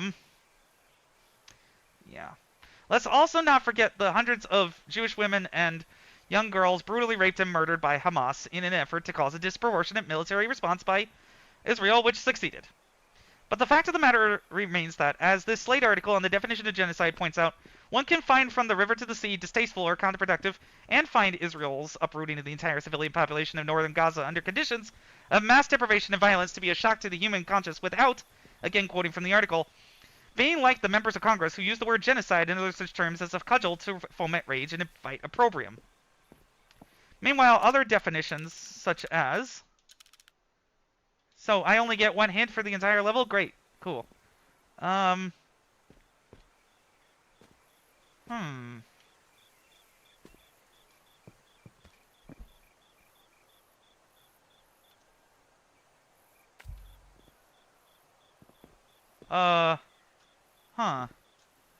Interesting.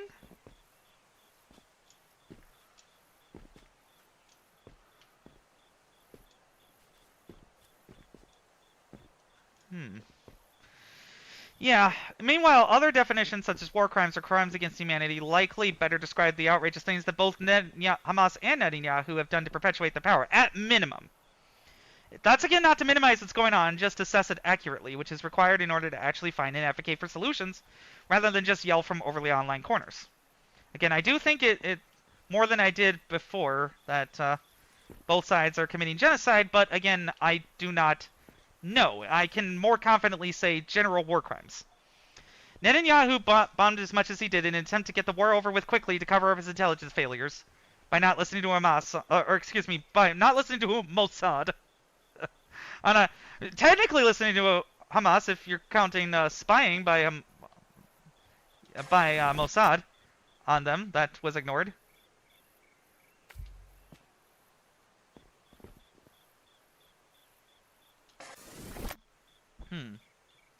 There's clearly something I'm missing here. Anyway.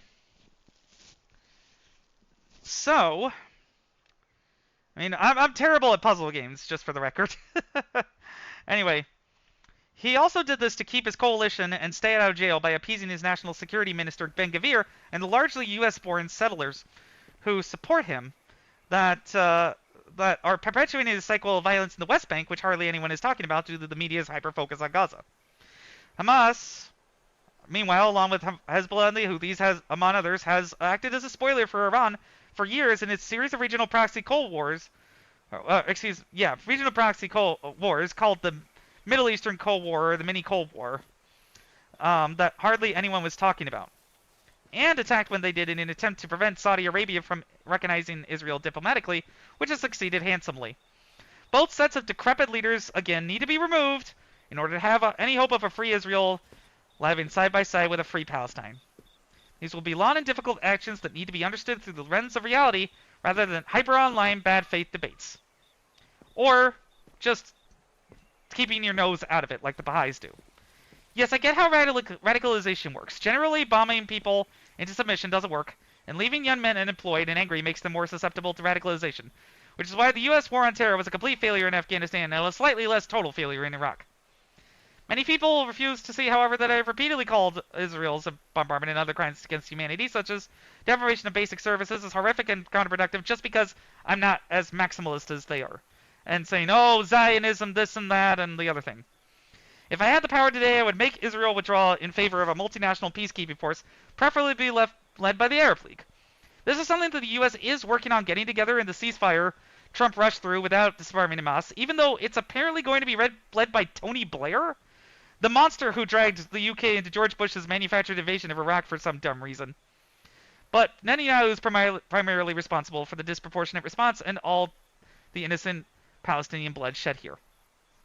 Meanwhile, I don't care how righteous your cause is, or how noble your resistance is, the laws of war apply to everyone, even non-state actors, and to say otherwise is to minimize sexual violence against Israeli women, which is not a valid resistance tactic.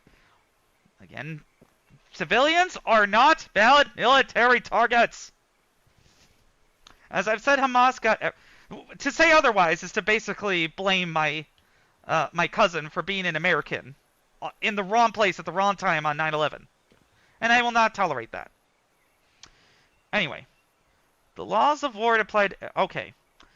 As I've said, Hamas got everything they wanted by provoking a heavy-handed response by Netanyahu, and he played right into their hands. Now these accusations of genocide, despite the fact that mass death is not in and of itself genocide and the word is being warped to its breaking point, are going to the ICJ and Hamas's lawfare is succeeding once again, where they get to, at best, not care about how many civilians starve and die so long as they're ensconced in their tunnels, and at worst continue to tell them to ignore Israeli warnings that are definitely ineffective to the internet blackout so that they'll die. I also don't believe every instance of anti-Zionism is anti-Semitic, but some people are walking a dangerous line by calling Jewish settlement in Israel a European conspiracy. Britain's stealing of Palestine happened under the auspices of the League of Nations after the collapse of the Ottoman Empire, which have ruled the area pretty much peacefully since 1517 by not respecting all religions, though not always. But I haven't done as much research as I would like into the particulars of that. In the immediate aftermath of World War I, not II, like I've heard many people and AI channels online claim. Again, getting into a broader discussion about the history of Zionism is not a singular philosophy, which people get wrong a lot, and the multi-layered, complex, and painful history of the entire Israel-Palestine conflict is beyond the scope of this specific discussion. I will make a History Flights on the history of Zionism, though, if this stream gets at least 2,000 views and 25 likes. But my thesis is, Zionism was a movement with a lot of problematic elements and statements that were called out by many of the Zionists at the time. But it organically sprung up decades before the Shale, and Jewish people moved to Palestine peacefully for nearly a century before the British ended their mandate in 1948. The Nakba was horrible and should never have happened, but both Jews and Palestinian Arabs had valid claims to living on this land and committed violent acts to take it. Jews were in large part exiled by the Romans after they crushed the Great Jewish Revolt and destroyed the Second Temple in 73 CE, and Arabs in Palestine mostly settled the area later, during and then in the millennium or so after the Islamic conquests of 632 CE. Kind of a massive flaw, too, if you're an omnipotent deity, to put the holiest sites of three religions right next to each other, don't you think? The UN tried to resolve this mess with a partition plan in 1947 that made sense given that it largely lined up with Jewish purchased land by 1945. But Egypt, Iraq, Lebanon, Saudi Arabia, Syria, Transjordan, which was the name for the Kingdom of Jordan at the time, and Yemen, far from supporting an independent nation of Palestine, tried to grab the land for themselves and then got absolutely creamed for it, with Jordan getting the West Bank and Egypt getting Gaza despite all that. During the 1948 to 1967 period, they could have ceded those lands to an independent Palestine, but didn't. Also, Azam Pasha, General Secretary of the Arab League, said, "I personally wish that the Jews do not drive us to this war, as this will be a war of extermination and momentous massacre, which will be spoken of like the Tartar Massacre or the Crusader Wars." That much is not in dispute, though other quotes attributed to him, such as "we will push them into the sea," may have been mistranslated or have otherwise disputed sourcing.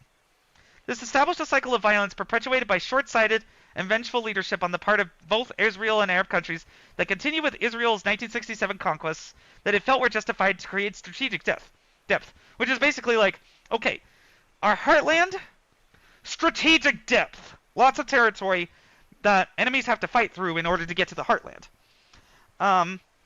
After all, only 11 miles separate the West Bank from Gaza, and an attack from both those directions would slice Israel in half. But did they really need to conquer Sinai? Then came the 1973 counterattacks in the Yom Kippur War. Israel's invasion of southern Lebanon to stamp out the PLO there in 1982 that was unjustified. The 1988 and 2000 Intifadas. I could go on, but then we'd be here for 10 hours. My point is that for the 5,000th and final time, the only side I'm taking is with the innocent people. We don't need to minimize Jewish and Israeli suffering here in order to recognize that Palestinians are dying horrifically, nor should people call those of us who want to consider the common humanity here neo-fascists. And one of those crazy-ass people was Wahid Azal, who said, "Why are you repeating the false framing, language, and rhetoric of the genociding perpetrator, Israel? There was no horrific terrorist attack on 7 October 2023. There was an incursion indeed. But what actually went down is not in the overdramatic way Israel have framed things. I think the living hostages, who are now free, will beg to differ. Almost every horrific narrative Israel has put out," he continued, "about that day has been challenged or debunked as state propaganda to justify the subsequent genocide of the Palestinians. No evidence provided, just flat assertion. Indeed, even per the confession of then Minister Yoav Gallant, an ICC-fingered war criminal, the Hannibal Directive was in place on that day. The majority of atrocities were actually committed by the IDF itself, who implemented a scorched earth policy that witnessed countless Israelis killed by the Israeli armed force, SEEK, with the blame being placed subsequently on Hamas and the Qassam brigades to justify Israel's genocide. When you frame things in the terms you do, you shoot your credibility as an advocate in the foot and reveal yourself as a useful idiot for false Western media narratives about what actually happened. So basically, he was trying to gaslight a victim of terrorism while also misgendering me like the old moronic fuckface he is. Anyway, continuing on, here was my reply. The Hannibal Directive is important to mention, and I will be sure to do so. Aside now, this is the directive that no soldier is to reach enemy bases alive for fear of abductions being leveraged constantly, and apparently is defunct. It is also only confirmed to have killed 53 soldiers on one base that 7 soldiers were kidnapped from, and has led to false claims from the Palestinian Authority that this order had, quote, had allowed the occupation police and army to kill all the 364 partygoers mowed down by terrorists at the music festival. Back, then, to what I said. And I will be sure to disclaim any observations of this war from the outside due to the fog of war and the motivated narratives and online propaganda operations of both genocidal leaderships on either side, which I have done. But women were raped and their genitals mutilated in an attempt to make sure their children weren't Jewish. Foreign nationals from America to Thailand and members of minority religions such as Druze were kidnapped on the presumption they were Jewish.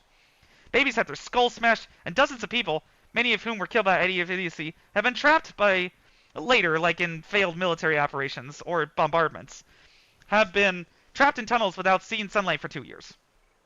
War crimes are not a contest, though Yahya Sinwar didn't care how many of his own people died to advance his own goals. And I quoted, Hamas leader Yahya Sinwar, who masterminded Hamas's October 7th atrocities, and is now dead and rotting in the ground, thank goodness, portrayed the deaths of Palestinian civilians as a welcome sacrifice in his personal correspondence. The Wall Street Journal revealed this on June 10th, 2024. The journal reviewed dozens of messages authored by Sinwar in which the terror leader hailed the carnage in Gaza. In one letter sent to Hamas political chief Ismail Haniyeh, this was in Qatar, which was unjustifiably bombarded by Israel, which was probably one of the catalysts that was needed for Trump to bully Netanyahu into accepting the peace deal, though he's clearly violating that left, right, and center. Sinwar, he said, this was on April 11th, 2024. Sinwar wrote that the Palestinian death toll would infuse life into the veins of this nation, prompting it to rise to its glory and honor. What fucking bullshit. In another message to Hamas leaders in Qatar, Sinwar maintained that thousands of civilian casualties are, quote, necessary for sacrifices. Again, we don't have to minimize either October 7th and the hostages or the suffering of the people in Gaza as long as you're consistently for civilians and against both Hamas and Israeli leadership like I have been from the start. I know what being a victim of terrorism as well as not knowing where your relative's body under rubble feels like. And I can similarly both condemn 9/11, which murdered my cousin, and the American adventurism in response that killed thousands more people. Therefore, I refuse to pick a side in this incredibly politicized conflict, but that of innocent civilians. His response? Again, you are overly promoting the language and framing of the Israelis themselves. Yahya Sinwar is no more guilty and far less so. Framing, anyway. Maybe... Oh, you know what? Maybe I use the pipe to climb up to here. Potentially? No, not quite. Whoa, whoa, whoa, whoa, whoa, whoa. This is one of the trickier puzzles in this game for sure. Yeah, so... He then continued, Yahya Sinwar is no more guilty, and far less so, than the entire Israeli government and military establishment. Your talking points are straight out of mainstream media propaganda, and you are literally blaming the victims of state-sponsored genocide for their plight. Kindly check your ignorant, white, privileged, liberal American delusions and its talking points at the door about the Israeli-Palestinian conflict before making a complete and utter fool of yourself. Look who's talking! Your trans identity does not shield you from being accused of shilling for Israel and Zionism with the shameless nonsense you are writing about above. My final message to him ever was that I have no wish to further continue this discussion with a man who stoops to ad hominems, including to threatening to skull fuck a Baha'i to death, which is unhinged, with such ease, especially against a past collaborator, to win arguments when I'm literally agreeing Israeli policy has been plausibly genocidal. I just cannot abide by Hamas's genocidal mindset either. Continue down this track, and I will have you banned from this subreddit. I meant are uniting the cults, which you should check out for more updates from the Hidden Faith, as well as the discussions on how to escape Islamic apostasy laws and other cults led by its amazing founder, Rami Rustam. His replies that were swiftly deleted by Reddit were, I stand by what I say, go fuck yourself. Well, he said flock, but and then censored the O for some reason. But the intent was go fuck yourself. You silly white male liberal idiot. Actually, and then another one was, actually even Sammy agrees that the unhinged party here is you. But good for you.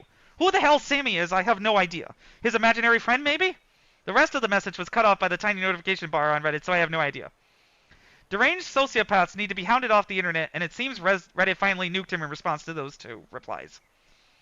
Again, I stand by the podcast we made together on Justin Baldoni because we have a common enemy in the Baha'i Faith. Though everybody over at our Ex-Bahai is free to not stop ribbing me about giving such a lunatic a platform until the next time I talk about Baldoni and bring on someone more credible when the trial starts in March.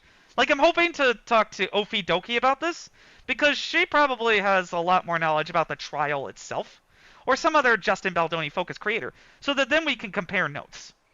Also, Wahid Azal was a lazy asshole who contributed little research to the 17-page bibliography I made and cannot tolerate 1 ounce of criticism from me or anyone else. Is it any wonder the Israelis are more irrelevant than the Baha'is? Both Palestinian and Israeli maximalists should touch grass and read any actual history of the conflict. Terrorism of civilians, as I've mentioned repeatedly, is not valid resistance because they cannot defend themselves, unlike the IDF, making them invalid military targets under the laws of war, which even non-state actors are required to abide by. How many times do I have to say that? Here's what we do know about the Baha'i role in all this, which all sides of the conflict should condemn. 1. Baha'u'llah and Abdul Baha bought entire Palestinian villages, then Shoghi Effendi sold them to the Zionists. 2. The land for the Baha'i World Center, including the area around the mansion of Baji, was purchased from the Israeli government after the former Arab owners fled Israel. 3. They bought Mazra'i, I'm probably butchering that again, from the Israeli government. Mazra'i was a Muslim religious property. Waqf? You can tell I don't speak Arabic. They exchanged some pieces of land with the Israeli military. The ceramic tile of the point 4. The ceramic tiles around the shrine of Baha'u'llah at Baji and the shrine of the Bab on Mount Carmel were taken from demolished Arab homes, mainly in Yafo. 6. They also bought houses and land owned by the so-called covenant breakers with help from the Israeli government. Excuse me, again. Who took control of the land after the original owners fled the Zionist state. I had a shawarma chicken wrap, and apparently that's making me gassy. Sorry. Point 7. They purified the Harami Akdas by moving the remains of Dialullah to a Muslim cemetery. Dialullah had been buried next to his father, Baha'u'llah. This was done with the help of the Israeli government. Point 8. The land for the 8 temple site sits on Mount Carmel was originally wanted by the British military and later taken by the Israeli Defense Ministry. The Baha'is negotiated with the Defense Department to get that land. The Baha'is exchanged the Zakrullah property, 130 dunams near Galilee on a demilitarized zone border, for land near the shrine of Baha'u'llah, 160 dunams of former Arab property from the Israeli government. That is point 9. Point 1. The land comprising the village of Al-Nukaib, what are words? Most of which was purchased by Baha'u'llah, was sold to Shoghi Effendi to the Jewish National Fund in the 1920s. Similarly, the land of Al-Samra, where Abdul Baha had owned land and grown grain, was sold by Shoghi Effendi to the Jewish National Fund in the 1920s. The Arab village of Al-Samra was later depopulated on April 21st, 1948. Point 2. Shoghi Effendi achieved the purchase of Baha'u'llah's mansion in Baji, including the surrounding area. The acquisition of vitally needed property of the mansion in Baji and the surrounding area was obtained from the Development Authority of the State of Israel through an exchange made by the precipitate flight of the former Arab owners. Point 3. Mazra'i is a Muslim religious endowment, and it is consequently impossible under existing laws in this country for it to be sold. However, as the friends are aware, the Ministry of Religions, due to the direct intervention of the minister himself, Rabbi Maimon, consented, in the face of considerable opposition, to deliver Mazra'i to the Baha'is as a holy place to be visited by Baha'i pilgrims. Point 4. The property was registered in the name of the British War Office. It had to be transferred from them to the Carmelites, who then transferred it to the attorney, who then transferred it to the Baha'is. The government agreed to a single transfer, so the property was finally passed from the British War Office directly to Shoghi Rabbani. Shoghi Rabbani was his real last name, but Effendi was like his title, I think, in a single transaction, which comes from Leroy Oias? IOAS. Hand of the Cause of God by Anita IOS Chapman. Point 5.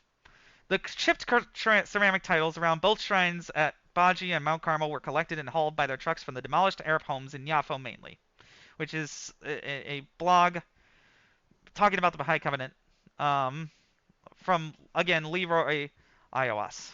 Another book, Champion Charters, it seems.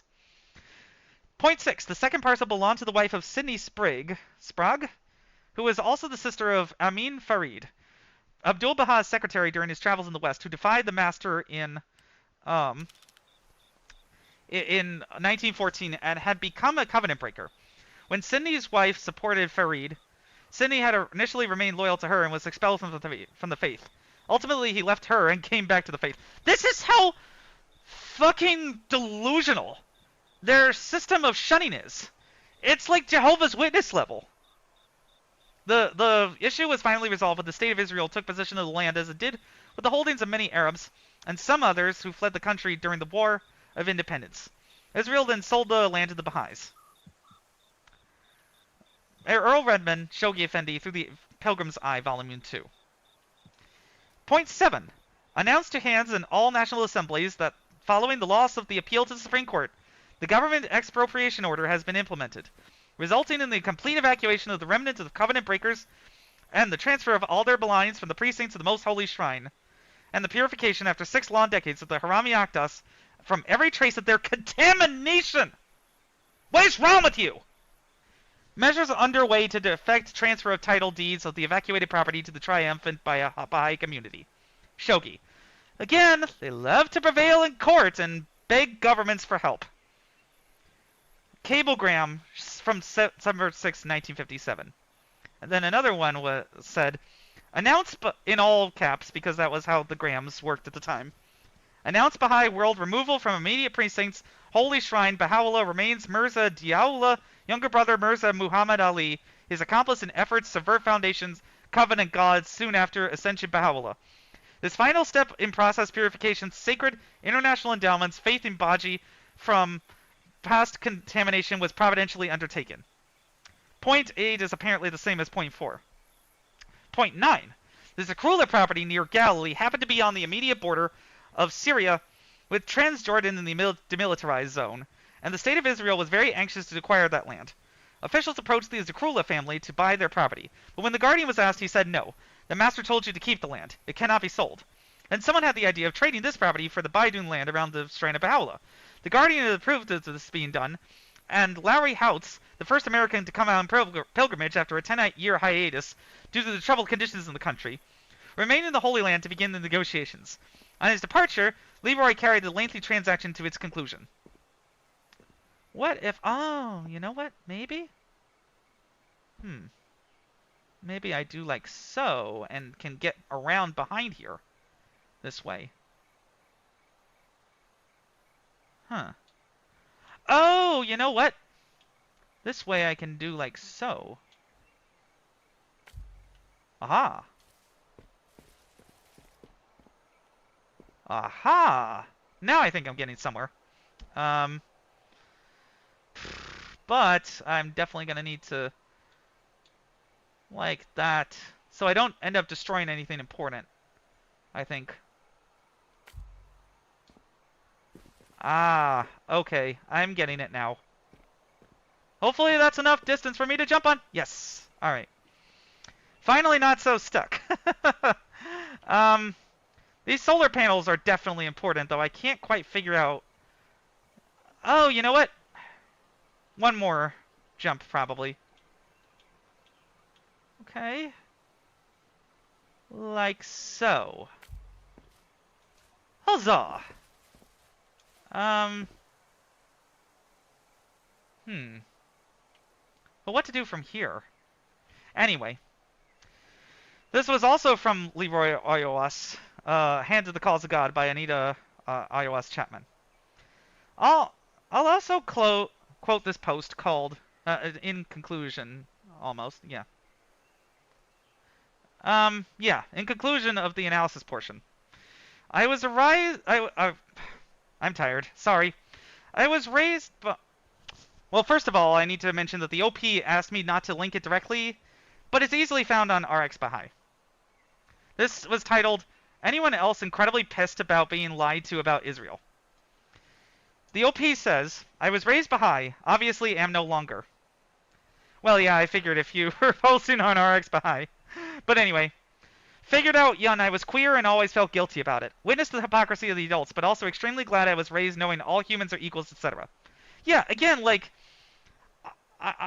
well, maybe not again, because I haven't really gotten into this. I don't hate Baha'ism, the philosophy. I just think that the authoritarian control by the administration and their obsession with image means that Baha'is are being muzzled unnecessarily. So they need to collapse in order for a Protestant reformation of different Baha'i denominations to work.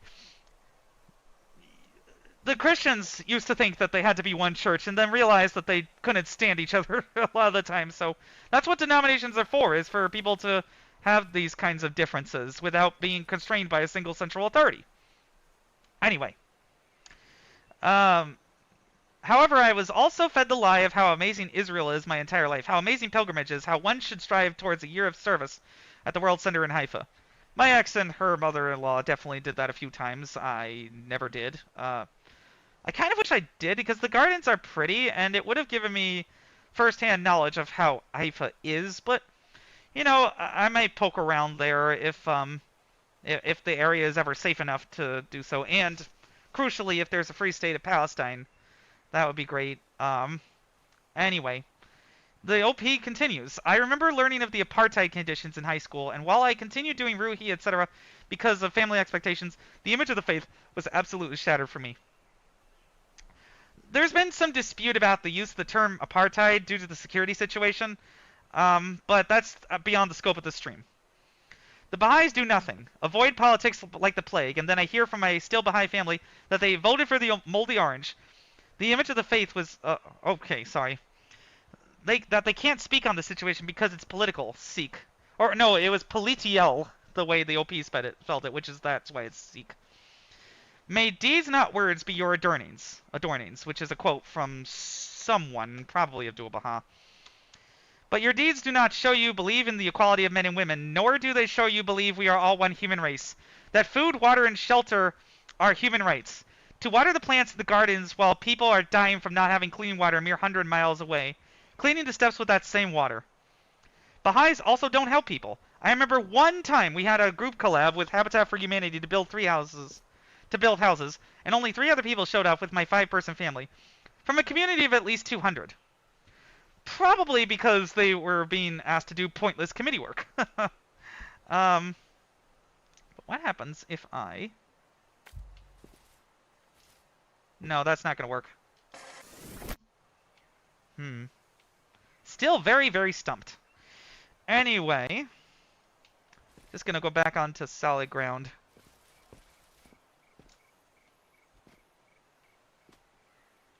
Huh.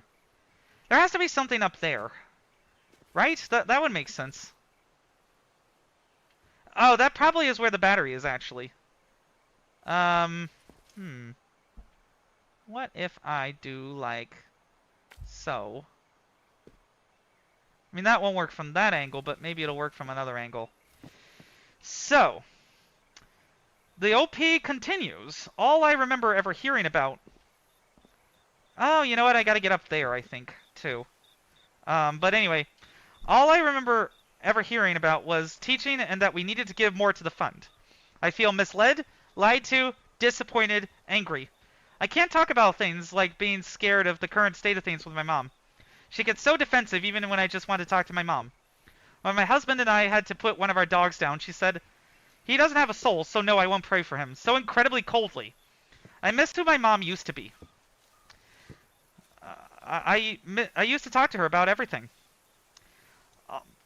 I'm guessing that the mom converted when the OP was a child, but before he was born. Anyway. All the official statements saying that it's up to the individual to decide whether they want to help Palestinians or not. Oh, you know what? What if I... I hate it. I hate that I was lied to. I hate that people spend so much money to go on pilgrimages which directly funds companies and the government which holds such un-Baha'i, to my understanding, ideals and actions. It has evolved from an Islamic sect into a cult, and now into a small whitewashed bubble that has been repeatedly exploited by various powers. First by the Russians during the Shah's era, basically in order to safely get Baha'u'llah out of the country. The Russian ambassador intervened to Iran, and negotiated the. I believe they also negotiated the expelling deal with the Ottomans instead of like having him executed. I think, off the top of my head, again. Some of that history is a bit outside of the scope of the discussion right now. First by the Russians during the Shah's era, then by the British during the takeover of Palestine, and now by the Zionists. At its core, it is an organization run by a handful of men who extract enormous benefits from it. Money and control over 6 million sheep-like followers. Couldn't have put it better myself, buddy. At present, they find themselves in a serious dilemma with the Palestinian issue, which they are attempting to bypass through silence. On the one hand, they cannot speak out against Israel, given the advantages that they enjoy there. On the other hand, the few Baha'is who still have some critical thinking left are slowly beginning to realize that an institution calling itself the House of Justice should, by definition, take a clear stand against injustice. The main reason why I don't think they can speak out about Israel is because, well, then the Israeli government would seize their pretty temple. But you know what? I think a lot of people would actually at least sympathize with Baha'is if they stood for what they believed in and lost something as a result. Now they, by trying to appeal to everyone, they're appealing to no one on this issue. And not even just saying like killing civilians is wrong, period, by either side. And we would like to help try and resolve this. The OP continues. By now, I actually feel sorry for the Baha'is. It cannot be easy to face the painful realization that one has spent an entire life believing in a lie. I just want to say, as an ex-Bahai, also queer, I have been navigating such similar feelings of betrayal.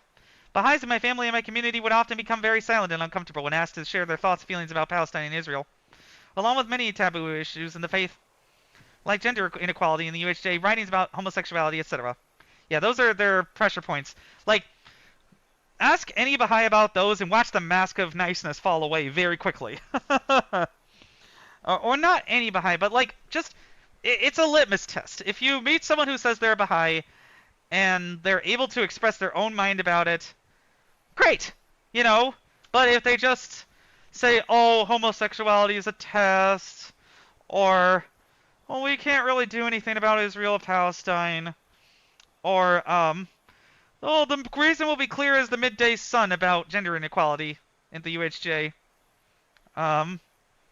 then they're just sheep, and there's no point. When I couldn't accept the swill that a lot of the Baha'is were feeding me, they just didn't bother. Again, it's all very transparent. Just want to... Okay, so, in hindsight, the OP said, I can realize that these moments of defensive silence are telltale signs that something is wrong in the way the community approaches things that they deem as political issues.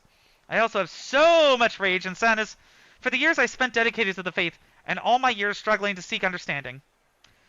Just wanted to extend love and support to you navigating these feelings and in trying to maintain relationships with family members who are still Baha'is. It's a shared struggle. Heart emoji.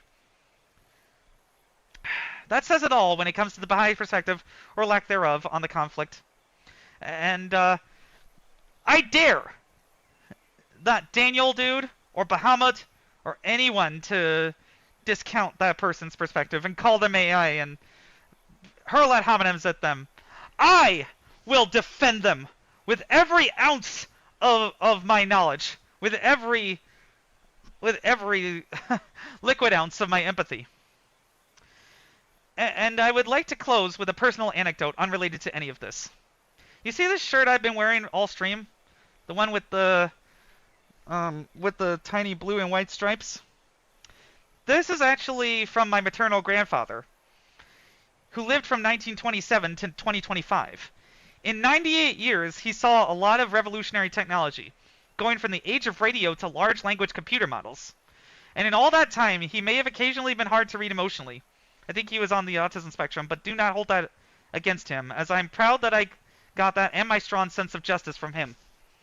And held his integrity in all that time, loving my Nana for 58 years until she passed away in 2016, raising 5 children the best he could, and being there for me, my sister, and all our cousins while doing demonstrable good for thousands of people who needed it as a doctor, while my Nana was a nurse in the home practice.